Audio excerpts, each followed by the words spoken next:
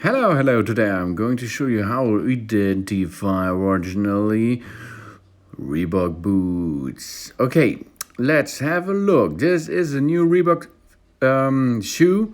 Is this an original Reebok shoe or it is not?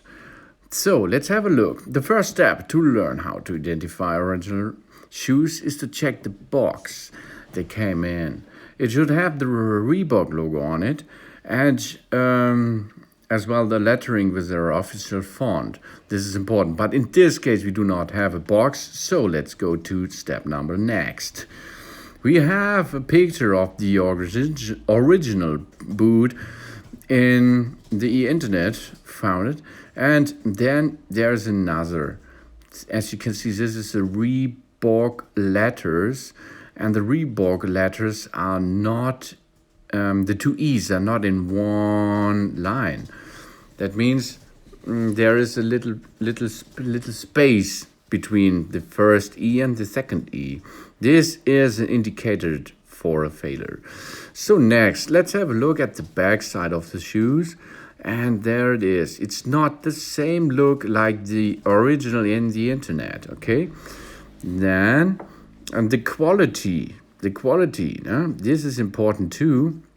If the stitches are good, in a good shape, or is there not so a good quality product? And this, in this case, as you can see, it's not so. And you have to match the sole of the shoe with the original in the internet, for example.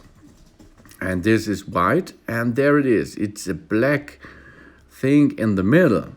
So this is a second indicator for not original Reebok boot. So then have a look at the number inside of the shoe. The number has the same, or it has to be the same as the number at the box.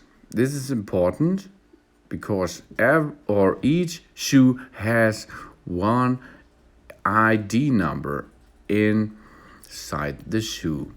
Oh yeah, good job. So the sole is important, everything is important. This is a failure.